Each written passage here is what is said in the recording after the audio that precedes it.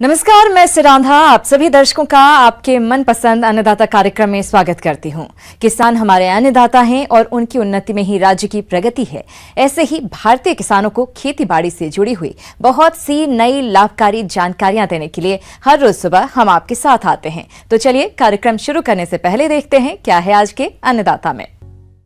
प्रदेश के अनेक किसान भाई टमाटर की खेती करके अच्छा लाभ कमाते हैं। इसी बात को ध्यान में रखते हुए हमारे जिन किसान भाइयों ने टमाटर की नर्सरी डाली थी वो रोपाई योग्य तैयार है। तो आप खेत की तैयारी और खाद उर्वरकों का संतुलित मात्रा में उपयोग करते हुए टमाटर की वैज्ञानिक तकनीक से रोपाई कैसे करें, इसकी जानकारी दे रही हैं जिला भोपाल की विषय विशेषज्ञ सुची गंगवार। टमाटर की खेती वर्ष भर की जा सकती है, परंतु ये फसल अत्यधिक नमी और पाला सहन नहीं कर सकती है।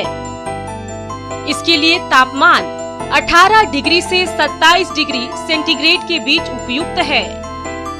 फल लगने के लिए रात का आदर्श तापमान 15 डिग्री से 20 डिग्री सेंटीग्रेड के बीच रहना चाहिए। अगर हमें टमाटर की अच्छी उपज लेनी हो तो भूमि का चयन बहुत ही महत्वपूर्ण रखता है। भूमि हमारी ऐसी होनी चाहिए जिसमें जल निकास की व्यवस्था होनी चाहिए। हमारे इसके लिए दोमट मिट्टी या बलुई दोमट मिट्टी जो है अच्छी मानी जाती है। कार्बनिक पदार्थ उसमें अच्छा होना चाहिए जिससे कि जो है पौधों की ग्रोथ को अच्छा जो है वातावरण मिल सके। सबसे पहले जो है हमें एक कल्टीवेटर चलाना है। कल्टीवेटर चलाने के बाद हमें 2 से 3 जो है हल्की जुताई करनी है। कल्टीवेटर चलाने के बाद एक हमको पाटा चलाना है जिससे कि हमारी जो मिट्टी भुरभुरी हो जाए।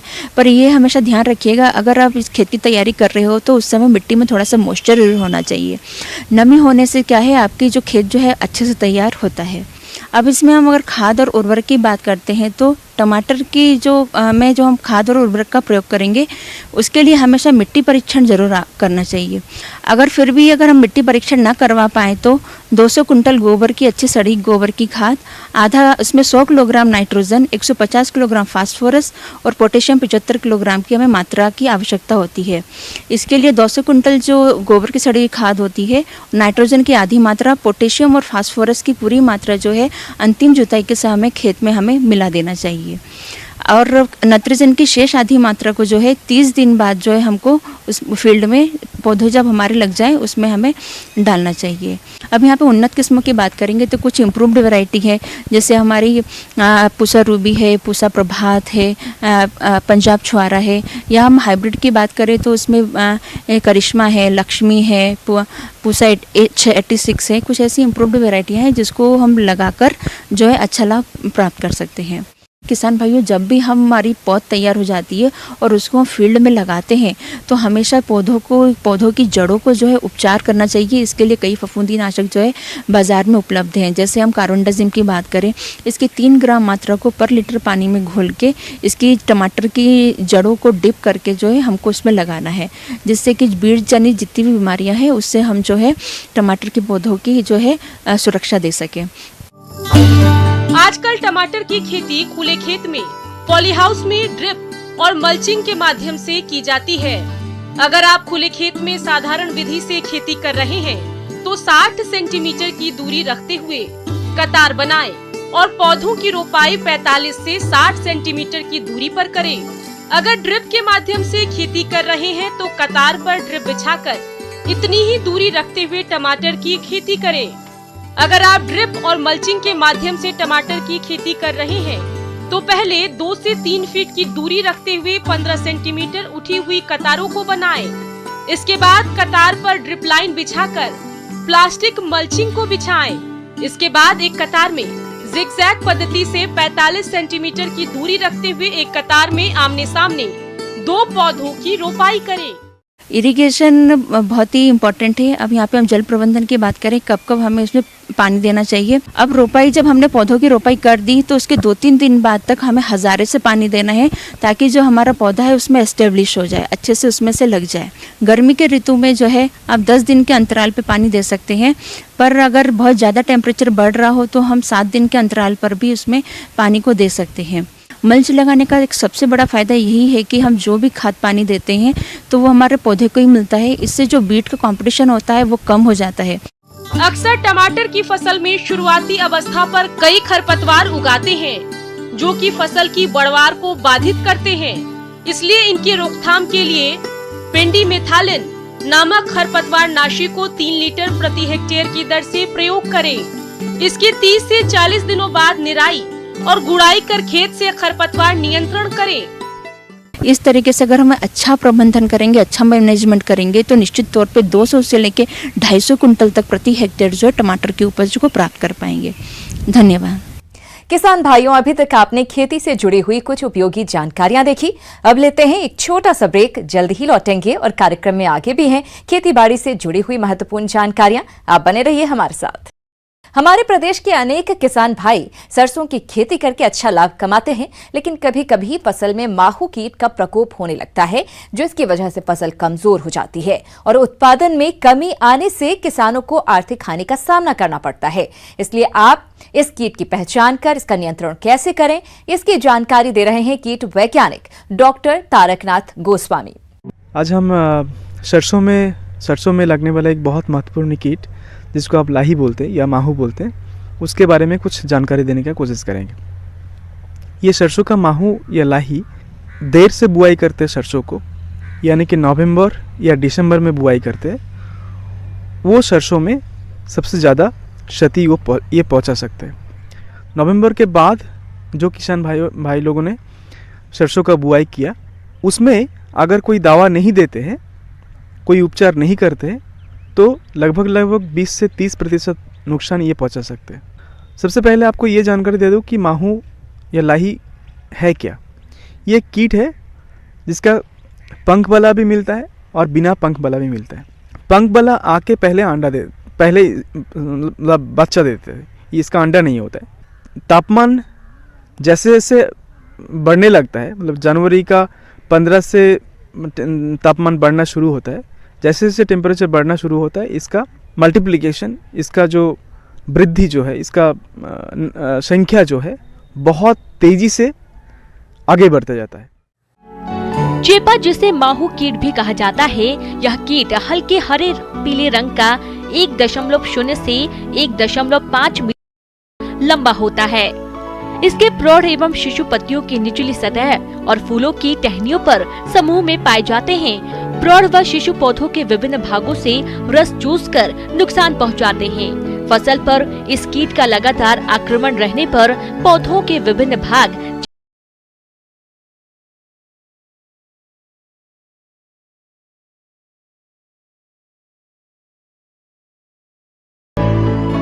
परिणाम स्वरूप पौधों की भोजन बनाने की क्षमता कम हो जाती है, जिससे पैदावार में कमी हो जाती है। कीटग्रस्त पौधों की वृद्धि रुक जाती है और इसके कारण कभी कभी तो फलियां भी नहीं लगती, और यदि लगती हैं तो उनमें दाने पिचके एवं छोटे हो जाते हैं। कैसे आप सामना करेंगे, कैसे इसको कंट्रोल करेंगे? देखिए, एक है रासायनिक उपचार और एक है जैविक उपचार। एक और चीज़ हम जानकारी देना चाहेंगे कि लाही के ऊपर खाने वाला एक कीड़ा होता है, जिसका नाम है, हम लोग सब लोग जानते हैं कि वो लेडी बर्ड बीटल होता है। तो इसके लिए अब लेडी बर्ड बीटल को क्या हम शुरू से लेडी बर्ड बीटल को सरसों के खेत में रख सकते हैं? लाही कीट को नियंत्रण करने के लिए सबसे अच्छा उपाय है कि अगर आपका खेत अक्टूबर से पहले खाली हो गया तो अक्टूबर माह में राई को बुआई कर देना। अक्टूबर में जो किसान भाई लोग राई बुआई करते हैं, उनको लाही उनका खेत में लाही का प्रकोप ना के बराबर होता है, क्योंकि जनवरी का मिड पे 15 जनवरी के बाद मिनिमम टेम्परेचर 15 से ऊपर जाना शुरू होता है और उस समय तक आपका फल लग चुका होता है। तो इस कारण के लिए अक्टूबर माह का बुआई लाही को रोक सकता है। पहले जो रासायनिक उपचार आप लोग किसान भाइयों जो आप लोग करते हैं, वो है कि फूल आने के समय वो कीड़ा आता है और उस समय आप एक स्प्रे करते हैं इमिडाक्लोप्रिड या थायामिथोक्साम का। तो केमिकल वही है इमिडाक्लोप्रिड, उसका रेट ऑफ एप्लीकेशन है 1 ml प्रति 3 लीटर पानी के हिसाब से। अगर इमिडाक्लोप्रिड मिलता है तो ठीक है, नहीं तो थायामिथोक्साम 1 ग्राम प्रति 3 लीटर पानी के हिसाब से। और उसके साथ बैरल में 2 उंगली में जितना डिटर्जेंट आता है, पाउडर वाला डिटर्जेंट आता है, उसमें बैरल में दे के अच्छी तरह से उसको मतलब मिला के स्प्रे करना चाहिए, ताकि वो पौधे के ऊपर चिपकते हुए रहे। आगे और भी है खेती बाड़ी से जुड़ी हुई बहुत सी रोचक जानकारियां, पर यहां पर रुकेंगे। एक और छोटे से ब्रेक के लिए जल्द हाजिर होते हैं। हमारे प्रदेश के अधिकतर किसान भाई खेती के साथ साथ गाय भैंस का भी पालन करते हैं और ज्यादातर देखने में आता है कि किसान दुधारू पशुओं की देखरेख तो उचित तरीके से कर लेते हैं, लेकिन इनके नवजात बछड़े बछियों की देखरेख सही तरीके से नहीं कर पाते हैं। इसी वजह से इनकी मृत्यु दर भी अधिक होती है। तो सर्दी के मौसम में नवजात बच्चे बच्चियों की देखरेख और प्रबंधन कैसे करें, आइए जानते हैं नानाजी देशमुख पशु विज्ञान विश्वविद्यालय जबलपुर के डॉक्टर लक्ष्मण सिंह शेखावत से। आज हम बात करेंगे बछड़े बछड़ियों की देखभाल। विशेष रूप से किसान भाइयों, सर्दियों के मौसम में बछड़े बछड़ियों की विशेष देखभाल की आवश्यकता होती है, और क्योंकि इनकी जो मृत्यु दर है तो मुख्य रूप से सर्दियों में ही ज़्यादा होती है। तो मुख्य रूप से इसकी बात आती है कि जो हमारा गाय है, भैंस है, तो ये बछड़े बछड़ियाँ या पाड़े पड़िया को जन्म देती है, तो इनकी देखभाल उनके जन्म के 3 महीने पहले से ही शुरू हो जाती है। मुख्य रूप से जो उसकी बछड़े बछड़े की जो माँ है, गाय है या भैंस है, तो उसको अतिरिक्त राशन की आवश्यकता होती है, और मुख्य रूप से उसमें जो खनिज लवण है उसकी विशेष आवश्यकता होती है। तो अतः उनको 3 महीने पहले से ही अतिरिक्त राशन दिया जाना चाहिए। किसान भाइयों, बछड़े बछड़ियों की मृत्यु दर कम करने के लिए दुधारू पशु के ब्यान के समय कौन कौन सी सावधानियां रखें, आइए जानते हैं। तो गाय को जन्म देने से पहले ही उसको काविंग बॉक्स में ले जाए, कि उससे दूसरे पशु उसको किसी प्रकार का नुकसान नहीं पहुंचाएं, उसको मारे नहीं, और उसका समय पर सुरक्षित परवश उसका काविंग हो सके। किसान भाई, जैसे भी हमारी गाय की काविंग होती है, तो सबसे पहले तो ये ध्यान रखें, जो हमारा जो बछड़ा है या बचिया है, उसके जो नथने होते हैं, नाक को सलिस्मा झिल्ली होती है, उसको साफ करें। इसी प्रकार गर्म बोरे से उसको शरीर को साफ कर दें, और उसके जो खुर हैं उनको भी थोड़ा थोड़ा काट दें। और इसी प्रकार उसको जो उसका नेवल फ्लैप है, जो नाड़ा है, उसको 3 से 5 सेंटीमीटर की दूरी से जीवाणु रहित कैंची से या ब्लेड से काटें, और टिंचर आयोडीन उसके लगा दें। इससे उसे किसी प्रकार का इन्फेक्शन नहीं हो। और उसको जो नाड़ा है उसको धागे से भी बांध दें, तो उससे उसको ज़्यादा दिक्कत नहीं रहेगी। और इसके साथ ही उसका ये भी ध्यान रखें कि जो हमारा बछिया है और या पड़िया है, उसको जन्म के 2 घंटे के अंदर जरूर उसको खीस मिले। और खीस एक पौष्टिक, लैक्टेटिव और एक प्रतिरोधक क्षमता रखने वाला पदार्थ है। तो उसमें पशु में, ये जो हमारे बछड़े में जीवाणु से लड़ने की, बीमारियों से लड़ने की क्षमता उसमें देता है। और इसी प्रकार लैक्टेटिव होने से ये उसका बछड़े का जो पेट है वो भी साफ रहता है। पशुपालक भाइयों, जैसा कि आप सभी जानते हैं कि अभी ठंड का मौसम चल रहा है, तो आप इस ठंड के प्रभाव से बछड़े बछड़ियों को बचाने के लिए इनका आवास और आहार प्रबंधन कैसे करें, इसकी जानकारी कुछ इस प्रकार से है। इसी प्रकार जो बछड़े बछड़ियाँ हैं, उनको सर्दी से बचाने के लिए उसके आसपास अलाव जलाते रहें, उससे उसको ठंड नहीं लगे। इसी प्रकार दिन के मौसम में उसको थोड़ा धूप में बैठा दें, और रात के समय उस पर थोड़ा टाट बोरी ढक दें, तो वो उसको निमोनिया नहीं होगा, और वो हमारा जो बछड़ा बीमार नहीं होगा। इसी प्रकार जो उसका आवास है, जो हमारी गाय है या बछड़ा वहाँ बैठा है, वो भी पुआल वगैरह या पैरा डाल के उसको थोड़ा गर्म रखा जा सकता है, जिससे क्योंकि फर्श सर्दी में बहुत ठंडा रहता है, तो ये भी उसको ठंड से बचाएगा। इसी प्रकार जो हमारा बछड़ा है, बछिया है, दूध पिलाते, खीस पिलाएं, फिर दूध पिलाते पिलाते अगर वो 20 दिन के अधिक हो जाता है, तो उसका रूमन डेवलप होना शुरू हो जाता है, और वो जैसे घास की पत्तियाँ, हरा चारा, रेजिका या वर्सीम की पत्तियाँ खा सकता है। और तो ये राशन भी उसको धीरे धीरे खिलाना शुरू करें। इसी प्रकार उसको थोड़ा, जैसे चापड़ है, ये भी गेहूँ का चापड़ है, चूनी है, थोड़ा थोड़ा उसको खिलाना।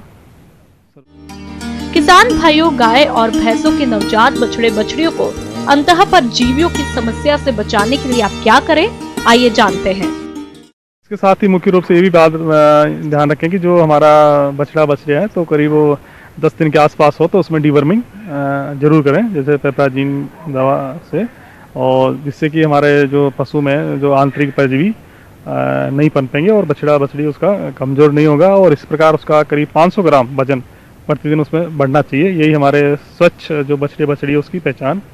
इस प्रकार किसान भाइयों, अगर यदि आप इन बताई गई बातों का ध्यान रखेंगे तो हमारे जो डेयरी फार्म में काफ मोर्टिलिटी कम होगी, और आगे जाके जो हमारी अच्छी बछिया है, अच्छी पड़िया, आगे जाके अच्छी गाय या भैंस बनेगी, और उससे हमारा जो डेयरी का व्यवसाय है वो लाभकारी होगा और किसानों को इससे काफ़ी फायदा होगा।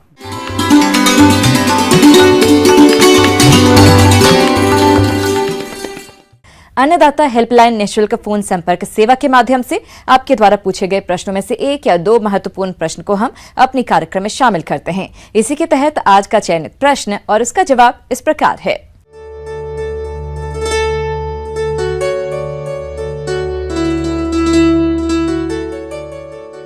अन्नदाता निःशुल्क फोन संपर्क सेवा के माध्यम से पूछे गए प्रश्नों में से आज हमने जिस प्रश्न को कार्यक्रम में शामिल किया है उसे पूछा है ग्राम जंगीपुर, जिला ग्वालियर के कृषक दिनेश बघेल ने।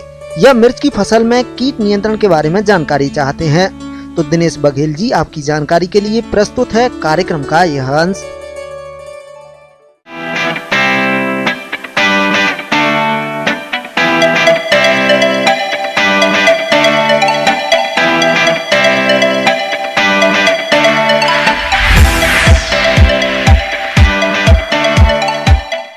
सभी किसान भाइयों को मेरा नमस्कार और जोहार। आज हम चर्चा करेंगे मिर्चा में लगने वाले कीट के बारे में। तो देखा जाए तो मिर्चा में दो तरीके के कीट लगते हैं, एक चूस कर खाने वाले और दूसरा चबा चबा कर खाने वाले। तो सबसे पहले देखेंगे चूस कर खाने वाले कीट के बारे में। इसमें सबसे पहला नाम आता है थ्रिप्स का। थ्रिप्स ऐसा एक कीट है जो पत्ते के अंदर का क्लोरोफिल चूस कर खाता है, जिसके कारण पत्ता मुड़ जाता है और मुड़ने के बाद सिकुड़ जाता है। इसके कारण फसल में फूल कम लगते हैं और उत्पादन भी कम होता है। तो अब हम जानेंगे इसका प्रबंधन कैसे करेंगे। तो आप जो कीटनाशक स्प्रे करेंगे वो है इमिडाक्लोप्रिड, जिसका 3 ml पर 10 लीटर ऑफ वाटर। दूसरा है फिप्रोनिल, इसमें 1.5 ml पर 10 लीटर ऑफ वाटर। या फिर आप थाइक्लोप्रिड 6 ml पर 10 लीटर ऑफ वाटर। इन 3 दवाओं का छिड़काव कर सकते हो। हर 15 दिन के बाद एक नया स्प्रे करना होता है। दूसरा जो कीट नहीं है, जो मकड़ी हम लोग बोलते हैं जिसको, तो दूसरा हमारा पेस्ट है माइट। ये भी पत्ते के अंदर से क्लोरोफिल को चूस करके खाता है, जिसके कारण पत्ता नीचे साइड की ओर मुड़ जाता है और सिकुड़ने भी लग जाता है और फल कम लगते हैं। इसके प्रबंधन के लिए जो दवाई मार्केट में होती है उसमें स्पायरोमेसिफेन है, जो कि आप 4 ml या 4 से 5 ml पर 10 लीटर ऑफ वाटर, या फिर प्रॉपर गाइड 2.5 to 3 ml पर 10 लीटर ऑफ वाटर दवा का छिड़काव करके इस पर नियंत्रण कर सकते हो। सफेद मक्खी कीट। ये कीट पत्तियों के कोमल भागों से रस चूसकर काफी नुकसान पहुंचाते हैं। इनके असर से पत्तियां सिकुड़ जाती हैं और पौधों की बढ़वार रुक जाती है। ये मक्खी एक किस्म का तरल पदार्थ निकालती हैं, जिससे फफूंदी रोग हो जाता है और पौधों का विकास रुक जाता है। ये जितना नुकसान रस चूसकर नहीं करती, उससे कहीं ज्यादा विषाणु रोग फैलाती है। उसके बाद है फल छेदक, जिसका नाम है चिल्ली फ्रूट बोरर हेलिकोवर्पा। इसका बच्चा पहले पत्ते पे खाता है, फिर जब फल आना शुरू हो जाता है तो फल में ये छेद करके अंदर का जो भी बीज है ये खा लेता है। तो इसका जो बच्चा है उसका कलर हरा से भूरा तक होता है। उसके आयु के ऊपर ये डिपेंड करता है। अब हम देखेंगे इसका मैनेजमेंट कैसे करें। तो जैसे पहले कीट का देखें हम लोग, और इसके बाद आपको अगर इनऑर्गेनिक करना है तो आप फ्लूबेंडामाइड, जैसे मैंने पहले बताया, फ्लूबेंडामाइड, एंडोक्सिकाप, स्पिनोसाइड, इमामेक्टिन बेंजोएट, इन सभी दवाइयों का प्रयोग कर सकते हैं। किसान भाइयों, अभी आपने मिर्च की फसल को नुकसान पहुंचाने वाले कीट और उनकी पहचान के बारे में जाना। आइए जानते हैं कीटों के नियंत्रण उपाय के बारे में। रस चूसक कीटों से बचाव के लिए 10 पीले चिपचिपे ट्रैप प्रति हेक्टेयर के हिसाब से इस्तेमाल करें। परभक्षी कीट क्राइसोपर्ला के 2 ग्रब प्रति पौधे की दर से खेत में छोड़ें। फलछेदक कीटों से बचाव के लिए 5 फेरोमोन पाश प्रति हेक्टेयर के हिसाब से लगाएं। बीटी नामक जीवाणु का 1.5 लीटर घोल प्रति हेक्टेयर की दर से पानी में मिलाकर छिड़काव करने से फलछेदक कीटों से बचाव होता है। एनपीवी के 250 LE का 1 लीटर प्रति हेक्टेयर की दर से फूलन से फलन तक 3 बार छिड़काव करने से फलछेदक कीट को कम किया जा सकता है। इसके बाद नीम ऑयल 0.3% के हिसाब से आप स्प्रे कर सकते हैं। अगर आपके पास नीम ऑयल नहीं है, बहुत छोटा आपका जमीन है, तो आप दशपर्णी यूज कर सकते हैं। विभिन्न प्रकार की 10 पत्तियों का यूज करके, जैसे नीम, करंज, कस्टर्ड एप्पल, पोमोग्रेनेट, धतूरा, इन सभी जो कि जिनको गाय, भैंस या बैल कोई खाता नहीं, उस तरह की पत्तियों का आप ये करके दशपर्णी बना सकते हो। दशपर्णी 10%, ये भी इसके ऊपर इफेक्टिव है। इसके साथ ही आप कुछ परजीवी कीट भी हमारे पास होते हैं, जिसका नाम, जैसे कि नाम है ट्राइकोग्रामा। इसका एक कार्ड होता है, इसके ऊपर अंडे होते हैं। ये अगर आप अपने खेत में लगाएंगे, इसका रेट होता है, आप 50,000 एक बार खेत में, मतलब एक कार्ड में होते हैं, ये कार्ड लगा सकते हैं, जिसके कारण इसमें से निकलने वाला कीट है ये आपके हानिकारक कीट के ऊपर खाएगा। इससे भी आपको मैनेजमेंट मिलेगा। तो आखिरी में मैं सभी किसान भाइयों को यही कहना चाहता हूँ कि आप सिर्फ कीटनाशक के ऊपर निर्भर ना करके समेकित IPM का अवलंबन करिए और फेरोमोन का यूज जरूर करिए, ट्राइकोकार्ड का यूज जरूर करिए। इससे कि आपका फसल और उत्पादन भी बढ़ेगा और आपकी जो लागत है उसमें भी कमी आएगी। अब आइए देखते हैं कल दिखाए जाने वाले कार्यक्रम की मुख्य झलकियां। किसान भाइयों, अन्नदाता आपकी सेवा के लिए संकल्परत है। कृषि संबंधित समस्या और सुझावों के लिए आप हमें इस पते पर संपर्क कर सकते हैं। प्रोड्यूसर अन्नदाता, news 18 Madhya Pradesh Chhattisgarh, Ramoji film city Hyderabad 501512। साथ ही आप हमें ईमेल भी कर सकते हैं। हमारा ईमेल है p18annadatamp@nw18.com। इसके अतिरिक्त आप हमें निःशुल्क हेल्पलाइन नंबर 180041921555 पर सोमवार से शनिवार सुबह 10 बजे से शाम 4 बजे के बीच संपर्क कर सकते हैं।